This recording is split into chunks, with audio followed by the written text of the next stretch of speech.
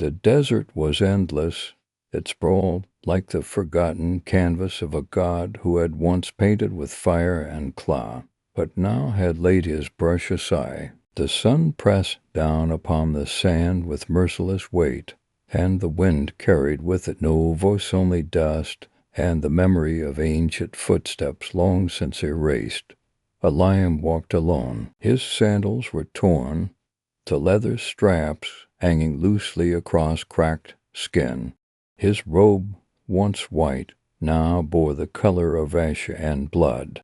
His hands clutched a staff, not for strength, but for meaning. Every step forward felt like a question, and every mile behind him whispered no answers. He had once been a man of a small tribe nestled in the hills east of Shiloh, a shepherd, a son, a husband.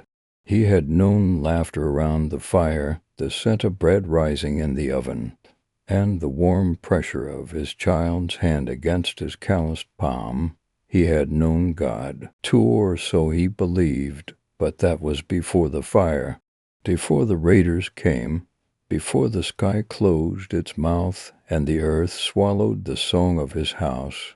Now all that remained was Eliam, and the silence. He stopped atop a dune, shaded his eyes, and looked to the heavens. The sky was a perfect blue, unmarred by cloud or sign. It stretched above him like a veil too heavy to lift. "O God of Abraham," he muttered, voice dry with thirst, "where have you gone?" There was no reply. He had asked this question for days. Perhaps weeks. It was difficult to tell. Time bled out in the desert like water from a broken jar. He no longer marked it by the sun or stars, but by the ache of longing that deepened each time the Lord did not speak. He remembered the stories his father used to tell by the fire, the voice that thundered from Sinai, the cloud that guided the people by day, the pillar of fire by night. He remembered Samuel, who heard God's whisper in the temple. He remembered Elijah, who heard him not in the wind or quake, but in the stillness.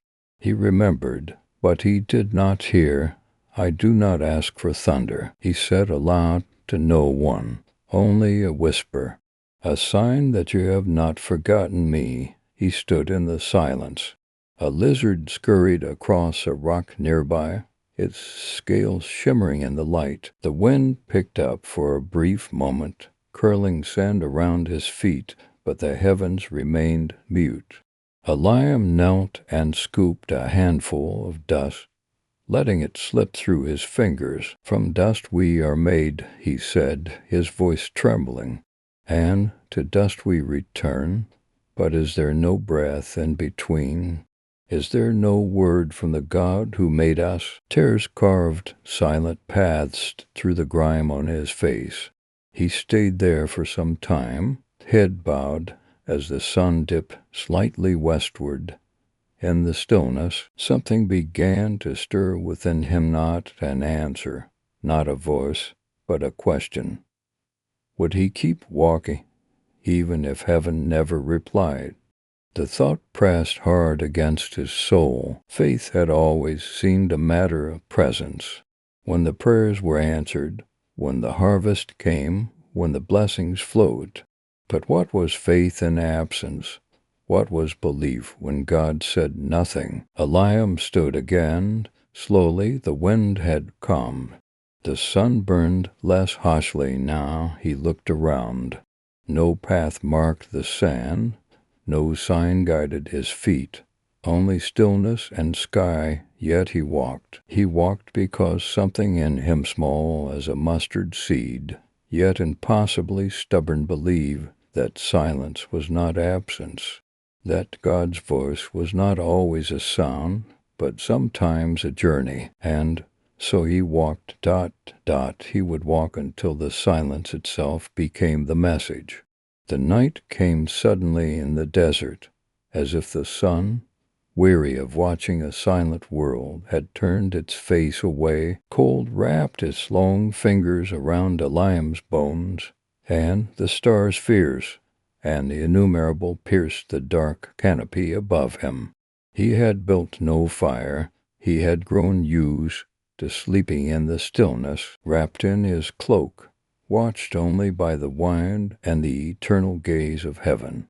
That night, however, sleep eluded him. He lay with his eyes open, tracing the constellations his father once named. Orion, the bear, the wandering star they called the messenger. Each one hung where it had always hung, and yet they mocked him now in changing. While his world had been undone, some time before dawn, he saw a flicker in the distance, not a star, not lightning afire. His instincts stirred danger, perhaps raiders, bandits, but his soul, too, stirred. It had been so long since he had seen another living soul. He rose and began walking toward the light. The fire sat in a small hollow surrounded by stones and dry thorn bushes. Beside it sat a figure wrapped in tattered robes, motionless as though carved from the rock itself. A thin plume of smoke twisted into the night sky. The man did not look up as Eliam approached. Still, Eliam stood at the edge of the firelight, and certain, "I mean no harm," he said. The figure shifted slightly, revealing an old face marked with deep lines and a beard like desert thistle. His eyes were sharp and dark, watching Eliam in silence. "Sit," the old man said finally, his voice like the rustle of parchment. Eliam hesitated only a moment before lowering himself near the fire. The warmth was immediate, soaking into his frozen limbs. "You are far from the cities," the old man said. "As are you," Eliam replied. "I have always been far." The two men sat in quiet for a time. The wind stirred the bushes gently. Sparks rose from the flames like prayers unspoken. Eliam looked at the man. "Do you know this wilderness well?" he asked. "I have walked it longer than I can remember. It teaches more than cities do." "What does it teach?" The old man turned his eyes to the fire. "That the loudest truths are spoken without sound." Eliam stared at him. "I don't understand." "You will," the man said. "If you stop trying to understand," Eliam furrowed his brow. "I have been searching for God. I've called out, pleaded, but heaven does not speak." The old man smiled faintly. "What makes you think he must answer in the way you expect?" "Because he did before," Eliam said, frustration rising. "He spoke to Abraham, to Moses, to the prophets. They heard his voice. But he says nothing." "Were you promised a voice?" Eliam fell silent. The old man continued. "You think silence means he is not speaking. But what if it is the very language he now uses with you?" Eliam shook his head. "How can silence say anything?" The old man leaned closer, his eyes reflecting the fire. "Have you ever watched a tree grow? Heard the roots push through the earth? No, but they do, in silence. And without it, there would be no fruit." Eliam said nothing. "The desert," the old man went on, "is not empty. It is full of things that speak quietly, wind, stars, stones. God is not absent here. He is hidden, and sometimes he hides to be sought." Eliam stared at the flames, the words sinking like stones into his soul. The old man reached into his cloak and handed Eliam a small loaf of bread, rough and dry. Eliam broke it in half, offered thanks, and ate. As the stars slowly faded and the edge of dawn painted the sky, Eliam turned to speak, but the old man was gone.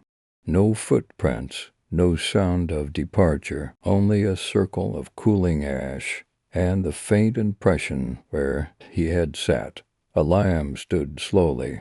He looked around the wide horizon. as if expecting to see the man walking in the distance. But there was nothing, only the vastness and the slow breath of morning. Yet something had changed. The silence still stretched around him, but it no longer felt empty. It was like the pause in a song, pregnant with meaning, heavy with presence. Perhaps the old man was right. Perhaps God was not withholding his voice, but inviting a deeper kind of hearing, not with ears, but with faith. And so Eliam walked again, still alone, still uncertain, but no longer lost. Days passed, or perhaps weeks. Eliam no longer marked time by numbers or stars, but by the weight of the silence and the rhythm of his footsteps. The wilderness had not changed, but something in him had begun to shift.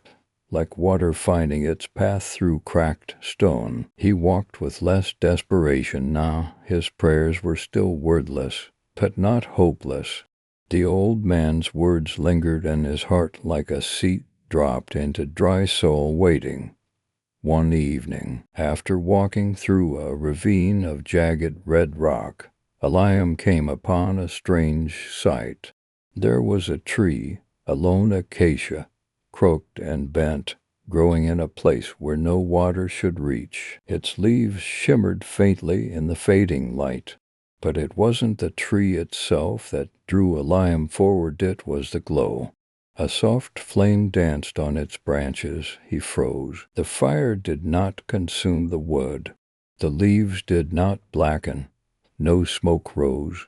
It was like watching the memory of fire alive, and yet utterly still. He stepped closer, slowly, cautiously. Heart pounding, it reminded him of the stories his father told Moses, the burning bush, the call in the wilderness. Could it be? He stood before it. But no voice came, no angel, no command, only light. Eliam dropped to his knees. "O Lord," he whispered, "am I to hear you here? Is this the moment? Nothing, just the fire that wasn't fire, just the silence that wasn't silence." He waited minutes, perhaps hours, but still no word, only stillness. His heart sank, but this time he did not despair. He watched the light dance and sway like a silent psalm. Something in the air felt thick, holy somehow, heavy with unseen meaning. He breathed it in. And in that moment he began to understand. He remembered the old man's words. The loudest truths are spoken without sound. The fire didn't need to speak. It was the message. God was here, present, watching, waiting. Not to answer questions, not to explain, but simply to be. Eliam began to weep, not the weeping of despair, as before, but a deeper kind, like the soul weeping in recognition of something it had always longed for, but never dared to name. The desert was still silent, the fire still burned, but within Eliam something had awakened, a faith not built on answers, but on encounter. He stayed there until dawn, lying beside the fire, letting its warmth soak into his bones. He did not sleep, but he rested, truly rested, for the first time since everything had been lost. When the morning sun rose, the fire was gone, the tree remained unharmed. Eliam stood, touched its bark, and whispered, "Thank you." Then he turned and walked eastward, no longer searching for a voice, but following a presence. The desert narrowed into a valley of blackened stone, jagged and sharp like teeth. Shadows clung to the cliffs on either side, and a deep chill settled in Eliam's bones as night fell once more. The warmth he had carried from the fireless flame had begun to fade, and though his heart still burned with quiet faith, doubt crept in like a serpent. He had seen the unburning fire, but had he truly heard God? That question coiled tighter in his soul with every step. By twilight he came upon a dry riverbed and chose a smooth patch of earth to rest. He built a small circle of stones for warmth, though the flame he lit gave little comfort. The stars blinked overhead, but tonight they seemed distant and caring watchers of a man who still had no clear answers. Eliam sat cross-legged, holding his staff across his knees. His body was weary, but his spirit restless. He tried to pray, but the words fell like dust in his mouth. He tried to remember the old psalms, but the melodies had grown faint in his memory. He looked toward the heavens and whispered, "O God of my fathers, ... I do not know where you are. I have walked in silence, and I have seen your shadow in the fire. But why will you not speak plainly to me?" A gust of wind answered, not with words, but with cold. He wrapped his cloak tighter, lying down near the embers. He hoped for sleep, but as he drifted, something stirred in the air, a presence. He sat up quickly. The valley was darker now, the stars hidden behind clouds. The fire had dimmed to a faint glow. Yet Eliam felt as though something or someone was near. Then he saw him, a figure standing across the stone shrouded in shadow and moving. Eliam rose to his feet. "Who are you?" he asked, voice steady. The figure did not reply. It stepped forward. There was no weapon in its hand, no sign of hostility. And yet Eliam's spirit braced, as if before a storm. The silence thickened, pressing against his chest. Then, without a word, the figure lunged. Eliam barely had time to raise his arms. They grappled, bodies twisting, limbs straining, feet grinding into the earth. The figure was strong and humanly strong, but Eliam did not relent. Something within him refused to yield. He wrestled not merely with this stranger, but with all that had haunted him, the silence, the loss, the unanswered cries. They struggled through the night, man and shadow locked in silent combat beneath a starless sky. No voice, no name, no reason, only the wrestling. Eliam's strength began to wane. His arms ached, his lungs burned. Still he fought, clinging to the stranger, with everything left in him, not with hatred, but with desperation, with longing. Then the stranger touched his hip. A searing pain shot through Eliam's side. He cried out and fell, his legs suddenly lame. The figure knelt beside him, placing a hand on his shoulder. But still Eliam held fast. "I will not let you go," he gasped, "unless you bless me." The silence broke, a whisper so faint it might have been breath or wind. "What is your name?" Eliam trembled. "Eliam," he replied. "No longer," the voice said. The figure stood. A pale light surrounded him now, not fire, not moonlight, but something other. "You have wrestled with God and with man, and have prevailed." Eliam blinked. The figure was already fading into the shadows, the valley growing brighter with dawn.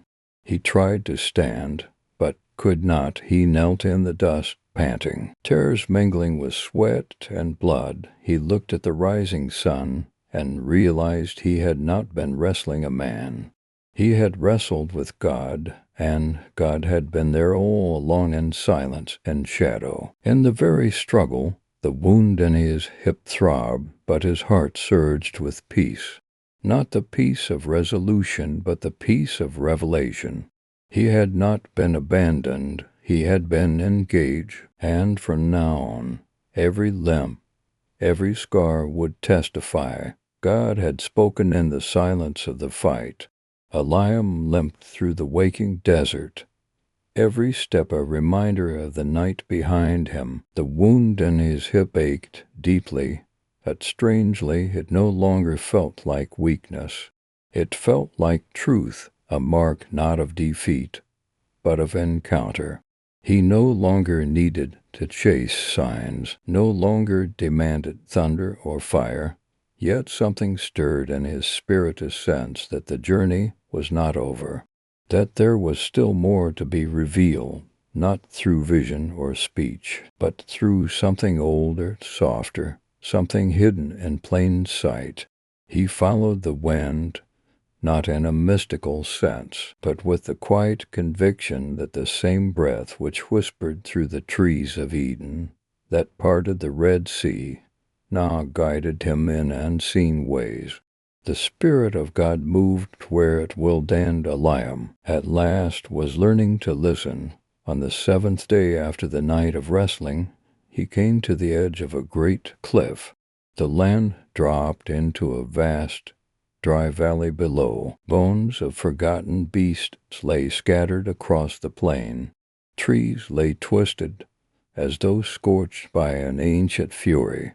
The wind howled here not like a storm, but like a cry to long held back. Eliam sat at the cliff's edge and closed his eyes. "O Lord," he whispered, "I do not ask to hear. I only ask to remain near." The wind shifted. It swirled around him, not violent, but steady, a gentle pressure on his skin, a hand across his face, a breath against his soul, and suddenly within the wind he sensed it. A presence, a word, not in syllables, not in sound, but in essence. He opened his eyes, and the world shimmered. The bones in the valley below, he saw them not as death, but as waiting. The twisted trees he saw then not as ruin, but as reaching. Even the wind, once hollow and cold, now pulsed with the rhythm of a heartbeat. It was as if the silence itself had begun to speak, and Eliam understood. God had always been near, but faith is not the act of demanding his voice. Faith is the art of hearing what cannot be heard. He stood slowly, leaning on his staff, the pain in his hip grounding him to the earth. The wind wrapped around him, not to push or pull, but to carry, to cradle. And from its invisible embrace, he received a revelation. God does not always shout. Sometimes he whispers in the whines of surrender. Sometimes he teaches more in the silence than he ever could in thunder. And sometimes the word you seek is not beyond but within. A tear traced a lamb's cheek, warmed by the wind's breath. He remembered the prophet Elijah, who had once stood on a mountain waiting for God. The fire had passed, the earthquake had shaken, but God had not been in them. Then came a still, small voice. That voice had come again, now not in speech, but in presence. Eliam breathed in deeply, letting the wind fill his lungs. He looked at the valley below, the endless sky above, the vastness around him, and felt no fear. He was exactly where he was meant to be.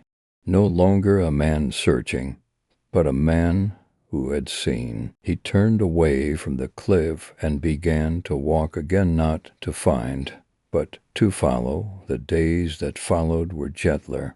Eliam no longer fought against the silence.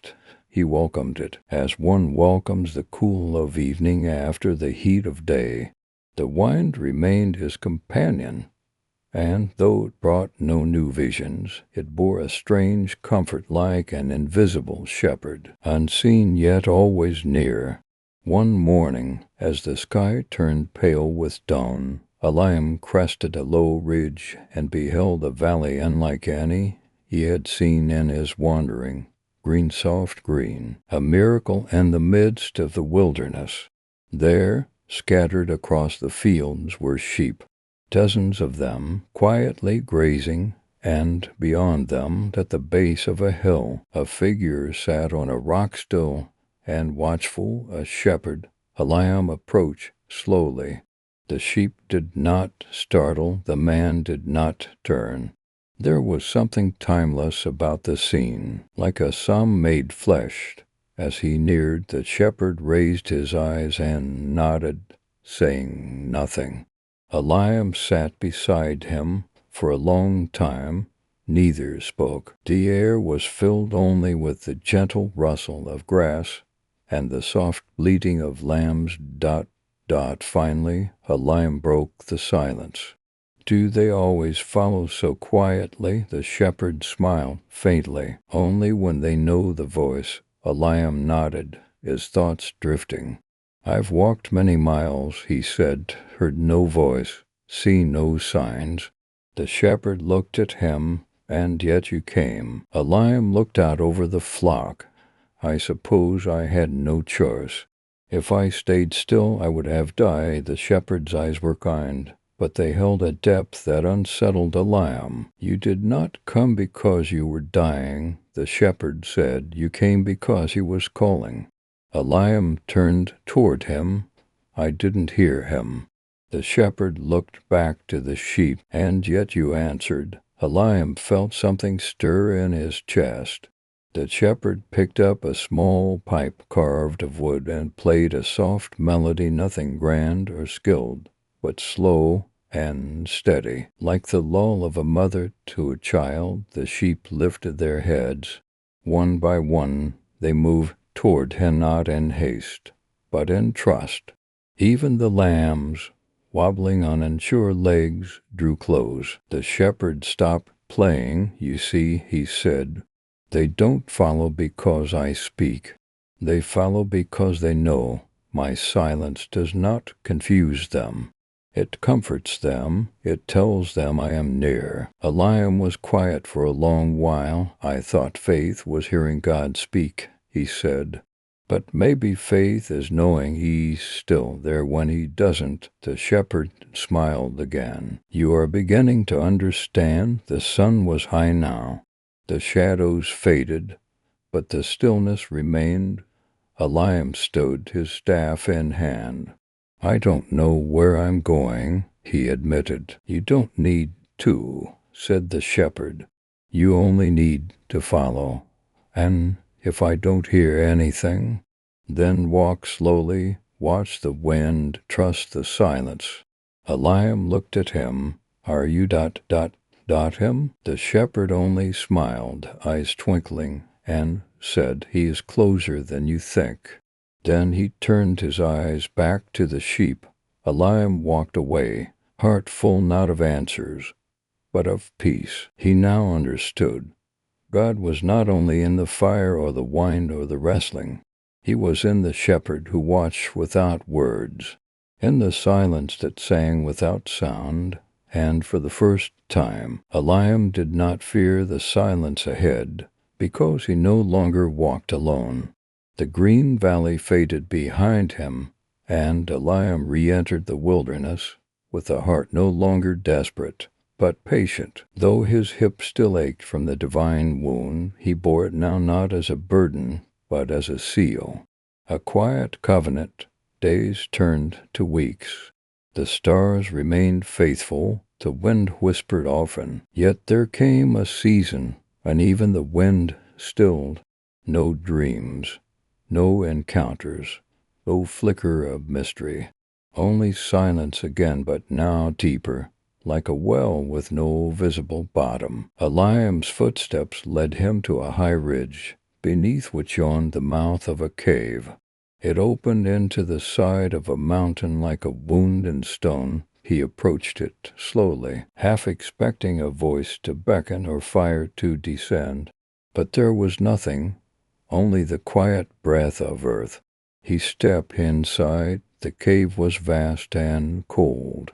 Its walls wept with hidden moisture, and the air tasted of forgotten time. He found a flat rock near the entrance and sat. His staff lay beside him, his eyes fixed on the darkness within. One day passed, then two. On the third, hunger began to gnaw. On the fourth, loneliness.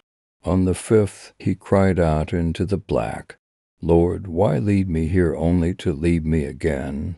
The echo returned, not in divine reply, but in his own voice broken and small. He waited. and waited.